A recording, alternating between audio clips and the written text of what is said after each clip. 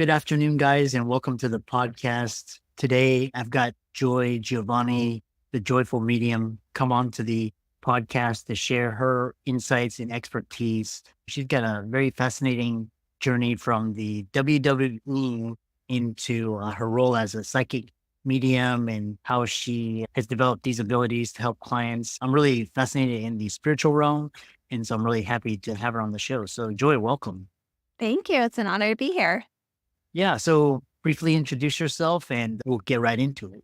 Introduce myself. I'm Joy Giovanni. I go by Joyful Medium. My primary work these days is as a medium and podcast host myself. I work one-on-one with clients and also in a group capacity.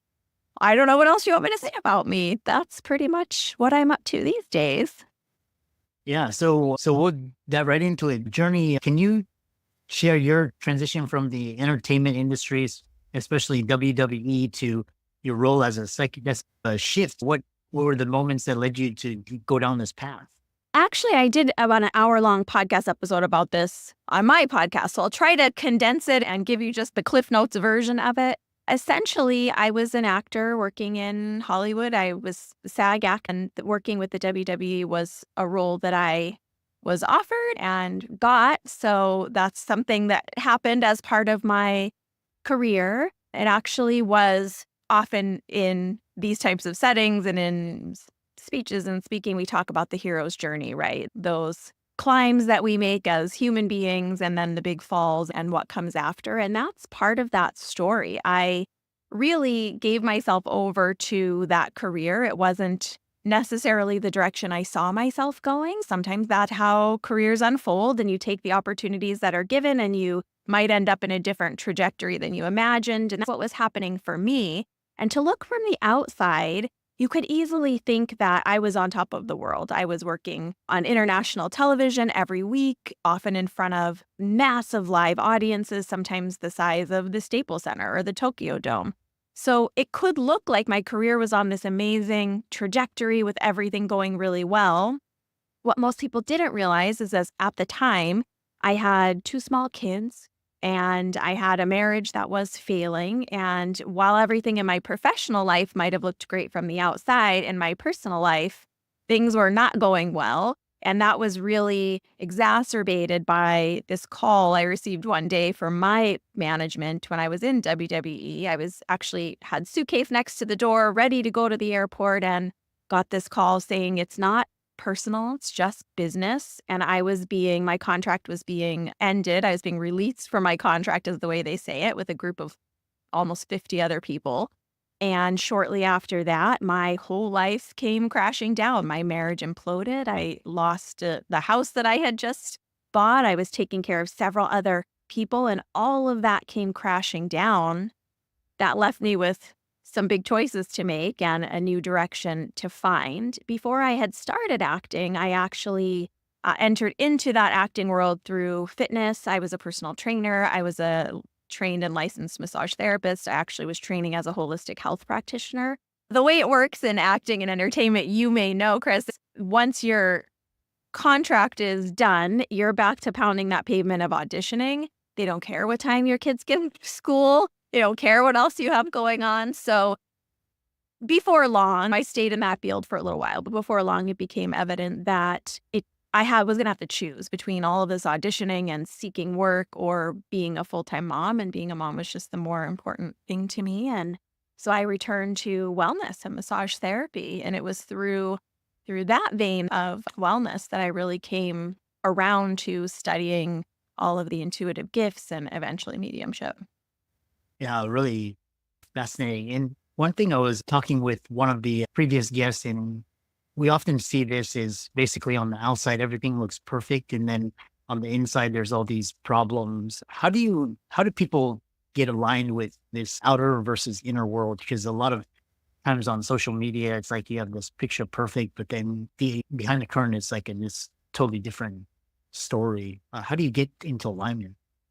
I think a lot of times this is what we're talking about when you're hearing people that are in this kind of woo-woo type work talk about healing. It's often reframing or re-understanding patterns and programs and things that are taught to us, sometimes very overtly and sometimes very softly and subconsciously, just through our cultural experience, the country of origin we're from, the community groups we're from, the family that we're from. That really starts to dictate, even as a kid, how much permission we have to share. Are we hiding things going on in our family? Often it's, oh, those things we don't talk about in public, or have to give a good appearance, right? Or how things look from the outside. So we really are, many of us, most of us, marinated in this understanding it just as part of our culture from a young age. So really the way to break that cycle or start changing things for ourselves is just starting to look at our lives. Are we the same person out in the world as we are in our friendships, in our private life? Are there big secrets that we're withholding within us? Not that we have to share all of our most private, intimate secrets, but are we feeling like we get to be ourselves everywhere we go in the different aspects of our life or not? So it starts with just the noticing. That I found fascinating in your bio was you say growing up you were sensitive and you sensed things from a young age and you resisted it. Talk about that process and how it led you to, developing your intuition and Reiki and working with chakras and energy and focusing your intuition. Sure.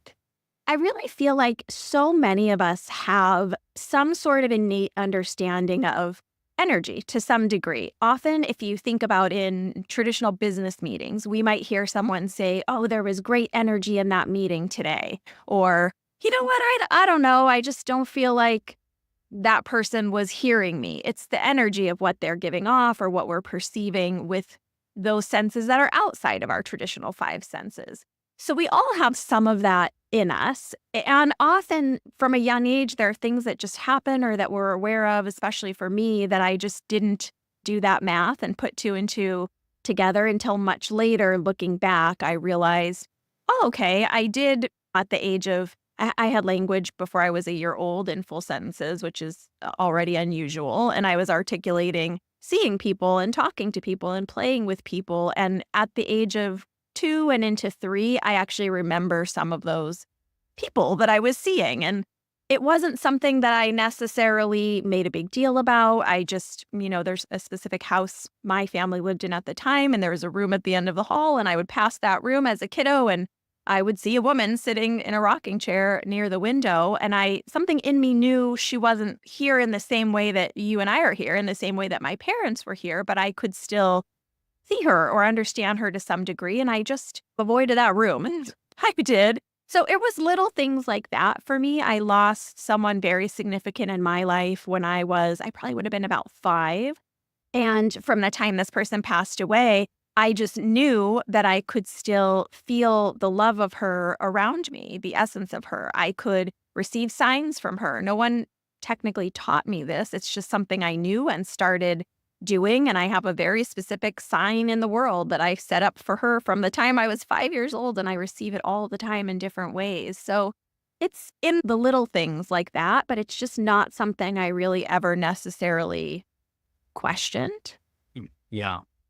Yeah. It's interesting because, like I said, I'm like an intuitive and empath. I'm not a medium. I haven't developed to be able to do professional, but it's interesting. I could remember like loved ones passing away. Like, you remember I was standing this place and doing this thing, and all of a sudden this wave of emotion, like this feeling. And then, it turns out later, kind of these things. What's the difference between being psychic and being a medium? And is there a distinct line? And how do people, and where does intuition play into this? That's a great question. I want to just quickly touch on something that you mentioned, which is, I feel like, really important for people to know. Now, a medium, and I'll go into the differences in just a second, but essentially I'm communicating with other people's loved ones. But I always love to highlight, just like you said, you've had loved ones that passed away and you could still feel that rush of emotions or love. We all have the ability to sense, feel, receive signs from our own loved ones. That's something that we all have access to. We all have that emotional connection with them. And even if it's someone we didn't know in our lifetime, or perhaps they passed away when we were very small, we still have the ability to connect with, communicate with our own loved ones. as long as you know me or anyone knows me, you'll hear me complain about the languaging because the language doesn't quite match the mystical experience of it. So it's not going to be your loved one standing next to you talking in your ear in communication style the way we experience it, but you will lightly sense them around, or a memory of them will pop in kind of out of nowhere, and you can still receive signs from them. So I think it's just important to highlight you don't have to be a medium to communicate with your own loved ones. They certainly hear you and receive all the love and intentions you send from your heart to them. Now, the difference between a psychic and a medium. So psychic and intuitive, those words for me are interchangeable. One of the challenges in this work is that it's not like the medical system where there's a standardized language of what things mean. It's very gray in the languaging. So for me, in the way that I'm trained and the way I identify it, psychic and intuitive are really interchangeable based on what word someone likes in there. And the other misconception about that word psychic or intuitive is because of media, often people believe that the intention of it is about predicting the future, and it's not. It's about understanding ourselves, the options available to us, the emotions that we may be shoving down or hiding from ourselves about something so that we can make the best free will choices now to set up those future experiences and put us on that path, right? So essentially, it's not that different, the difference between a psychic reading and a mediumship reading, for example. So psychic really is dealing with the energy here and now. And if I'm reading for someone like you, for example, it's me blending the energy of my soul with the energy of your soul. So everything I'm learning about you is from your soul, from your energy, from your aura, from your field. When I'm working as a medium, essentially it's the same thing that's happening. It's just I'm blending the energy of my soul with a soul who's no longer in a physical body. So someone who's discarnate. So we're all a soul in a human body, or on the other side, not in a human body. And mediumship is me blending my soul with someone who's no longer in a body. The type of mediumship I practice is called evidential, which essentially means that I like loved ones, people on the other side, to share some specific details about themselves so that the person that's there to hear from them can understand and recognize them. So I'm working with them to discern details about their personality, their memories of their life. Perhaps they're wanting to give their opinion about something going on in their loved one's life who's still here. So that's basically the difference between psychic and mediumship. There's a part B to that question. What was it? Oh, where does intuition come in there? Intuition is really part of the psychic work, but just like I was saying, we all have that ability to connect with our own loved ones on the other side. We all have intuition as an innate part of us. It's just a part of who we are. We often think of it as the sixth sense, which is actually a group of senses just outside of our physical, tangible five senses that we use all the time, often unknowingly to us. If you think about a great example of that sensing energy is, have you ever been standing in the line at a grocery store and all of a sudden you just become aware, like, oh, someone's standing too close behind me, and you can feel them behind you even though you don't see them? They've entered your auric field, your personal space bubble, and so you're energetically aware of them even though your physical eyes might not be seeing them. So we're sensing energy all the time.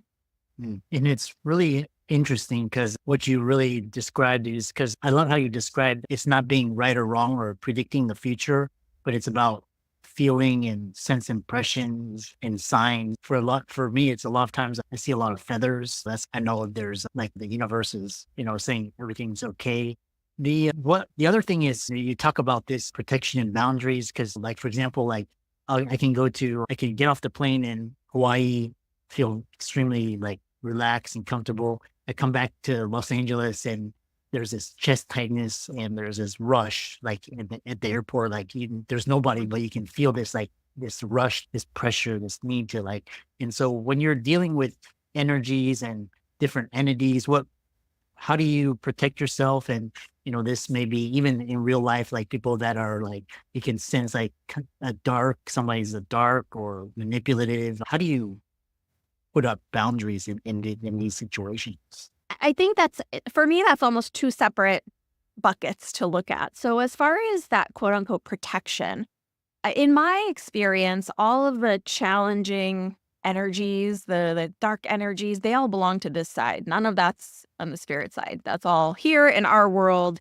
our negative human emotions, our the ugly things that people do, for example, war, disagreements, those type of things. That's all of this world. The spirit side doesn't have any of that. Those people have already left all that behind and are on that more evolved is not really the way to say it, but that more positive end of the emotional spectrum, because those challenging emotions are created by this illusion of separation. We feel alone. We feel stressed. We feel like money is important, right? So it's that illusion of separation from all that is, from creator energy, whatever word you like in there, that creates those emotions on the more challenging end of the emotional spectrum. Fear, sadness, anger, all of that. So really, that's part of our human experience. It's one of the things we're here to experience. So it's okay to become aware of it. We have all come across people in our lives, I'm sure, that maybe aren't the best intentioned people, or maybe just in that phase of their life are not a healthy individual. That's just normal human boundaries. You don't have to engage with someone who is of a negative mindset, for example, or just think about if you've ever had that person in your office who is really negative all the time and just drains the energy all the time and always has something to complain about, never a positive word, never an upbeat, a woe is me type character, right? You can create boundaries just by choosing how, when, and if you engage with them, to what degree, and how much you're willing to take those tough emotions. Do you just have that quick interaction and then you leave that feeling there with them? Or are you going to, as an empath, take that on, let your emotions subconsciously or unconsciously match theirs, bring you down, is how a lot of people feel it, and then you're down for the rest of your day? That's a choice. We get to choose to manage our own energy and our own emotions day to day, sometimes hour to hour. And that's a version of boundaries. We don't often think of it that way, but it's, does anyone in your sphere that you come into contact in a day-to-day way, are you giving them the power or the permission to change the mood you're in that day, right? Just because we have a tough interaction doesn't mean we have to let it send us in a mood spin for the whole day. That's our personal boundary. Now, when we're talking about like an energetic boundary, as far as spirit people talking to me all the time, for example, because it's an agreement to communicate, I'm moving my awareness to their soul just as well as they're moving their awareness to my soul. So we are both agreeing to communicate. So it's not like this barrage of unwanted communication all the time. And the other thing to remember is we all have spirit guides. So if there's something to keep us safe from energetically, wouldn't that be their role, really? It really has to do with where we are in our own emotions. You said something really interesting, this idea of when you're in Hawaii, you feel very relaxed and very at peace. And then when you get off the airplane in LA, immediately you're feeling stressed. I might challenge you to explore whether that is more about your conscious or unconscious emotional association with those places, because I've known people, for example, who served in the military who had very tough experiences in Hawaii, let's just say, and they might not feel so relaxed and at ease when they get off that plane. That might bring up stress for them. I have a friend from South Africa who, when he got off the plane in LA, felt overjoyed. This was his dream, right? It actually, these little emotions or feelings, like you're saying, discomfort, stress, you can feel, I'm from Boston, it's definitely a different energy in the vibe there, right? It's very intense, very rushed. And it's really more about what is that triggering in our own feelings. That's what to explore. Is it triggering an old pressure that maybe when you get off that plane in LA, you're stepping into that achiever version of Christopher who feels, oh, okay, I gotta meet these standards. I've gotta return these calls. That's more a belief that you've accepted within yourself. Do you know does that make sense the way I'm explaining it? Yeah. It's really interesting because, and I'll give you an example, like if I'm walking in New York City, like downtown Manhattan, and just like that Fifth Avenue or the big crossroads, and you can just feel that energy, that pulse, right? Yeah. Or if you go to places like, if you go to place like New Orleans, or just places like where there's a lot of trauma, you can, like, what I'll feel is this tightness in my chest, like this, and my heart will start palpitating. Yeah. It's like these dark, like these, I don't want to call them haunted, but they're like dark energy, like where you go to Las Vegas, where you go to the strip and it's like a lot of weird, what, again, not weird people, but just like weird energies. You can sense it. It's just, so it's just, It's interesting. Humans create residual emotion, residual energy. There's an experiment that one of my mentors, two of my mentors actually do, where they have someone, they leave the room, they have a student sit in a chair at the front of the room. They don't know who it's going to be. Any student goes and sits for a couple minutes, returns to their seat, and then the teacher comes back in, sits on that same chair, and does a full reading about the person's energy, not knowing which of 50 students it is in the room. So our energy does leave this residual emotion, energy in a place. And that's why a place that's had lots of traumatic happenings, for example, it leaves a lingering heaviness. It's the emotions and the actions that have taken place there. Something really important. Obviously, you're very energetically sensitive, and these are great examples of how we are sensing and feeling energy, or the vibe, a lot of people say now, in a day-to-day way.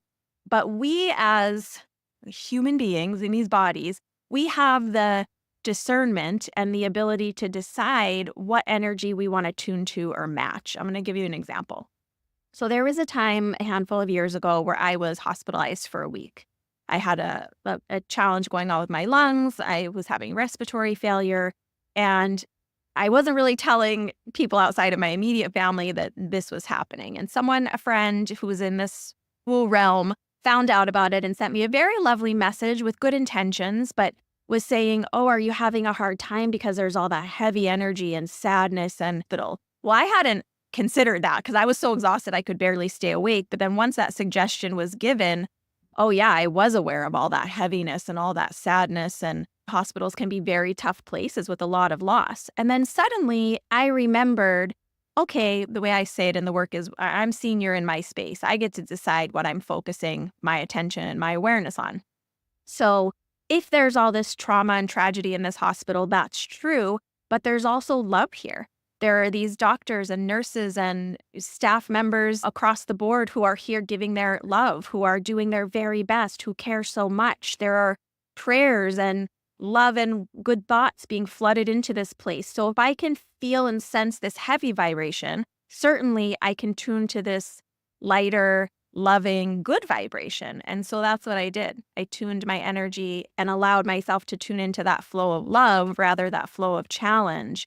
So even if we're in a place that feels really tough, or having an experience that feels really tough, we want to validate and honor those emotions. We don't want to bypass them. But if it's like you're on a trip to New Orleans and you're feeling like, oh my gosh, there's a lot of heaviness here, well, also remember how much joy there is when people are playing the band parades down the street, for example, those wedding marches. Think about all of the celebration there. Think about how much the people of New Orleans came together during Hurricane Katrina and how much love is there. And see if you can shift your awareness to tune to that. Does that make sense?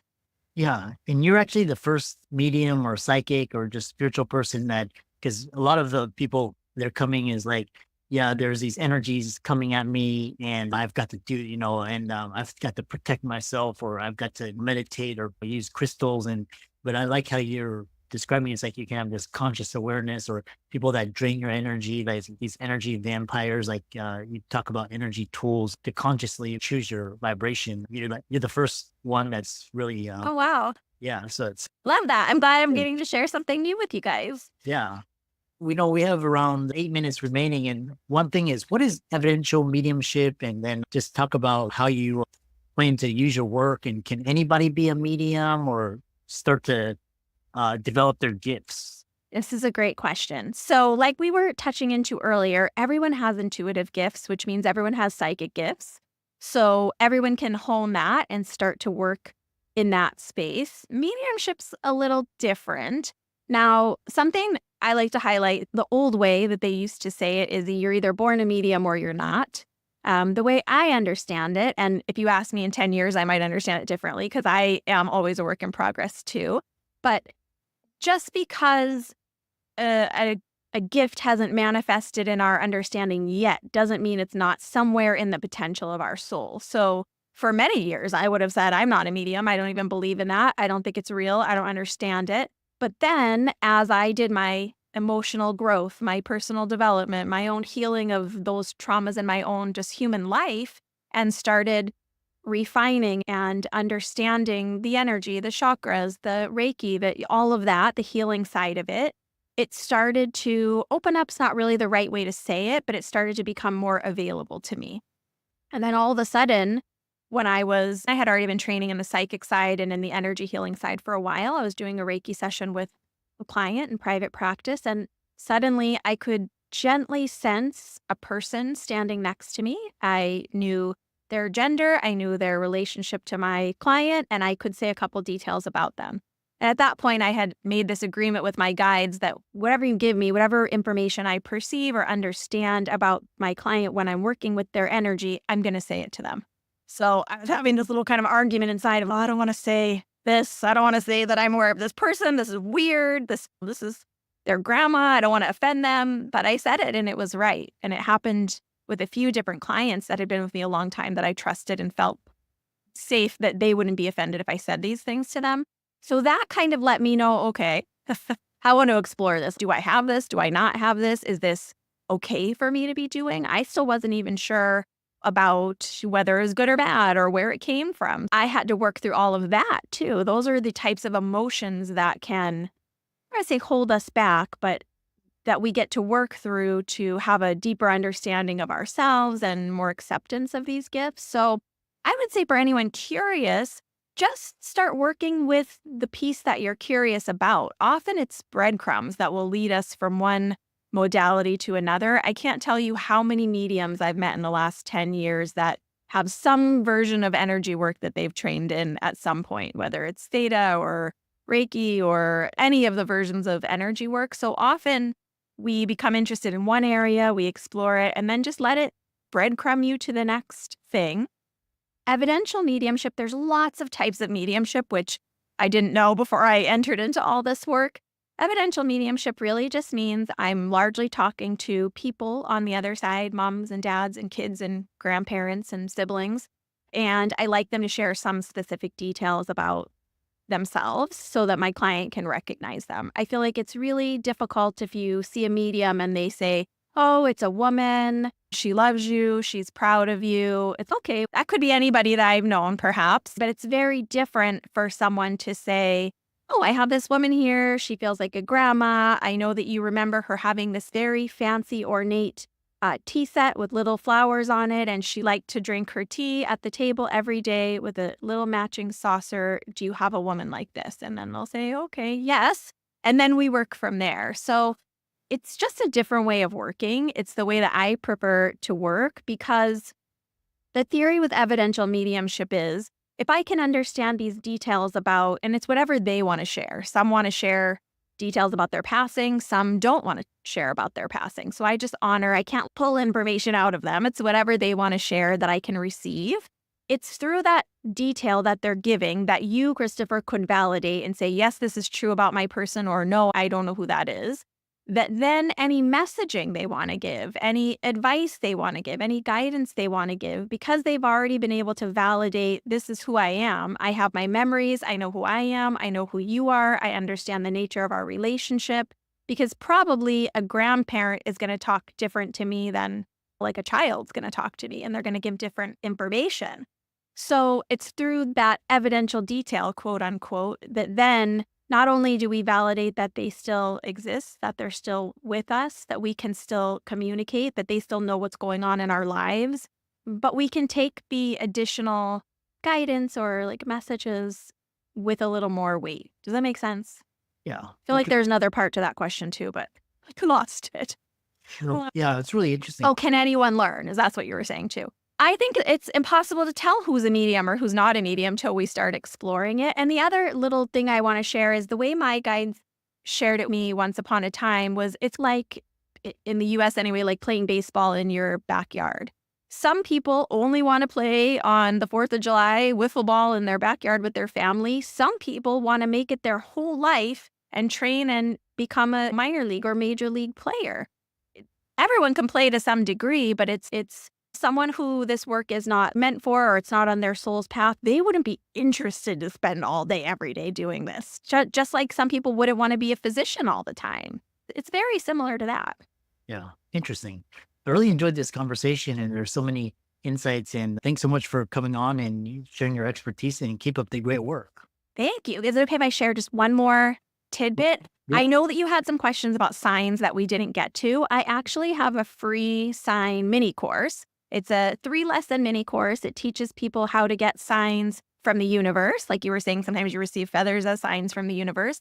It Right. teaches about the numbers 1 through 9 and gives a cheat sheet of what all those recurring numbers mean. So for people that see 1111, 444, what are they trying to communicate? You'll get that lesson. And then the third lesson is how to set up signs with your loved ones on the other side. Because so often we ask for a sign, and then I'll have people come in and be like, they're not giving me a sign. And I'll say, what did you ask for? And they're like, I don't know, nothing. So there's a way to set up a specific sign with your loved ones so that it's them for sure, and that they can validate that they're still with you. So you can get that on my website, joyfulmedium.com, right on the homepage. That's called Sign Magnet. It's totally free, and everyone's welcome to have it. Interesting. Yeah. I think that answers my question. Is like sometimes I'll ask for signs and I don't get any information. And that's usually a sign to use your intuition and go. But really fascinating, and really keep up the great work. Thank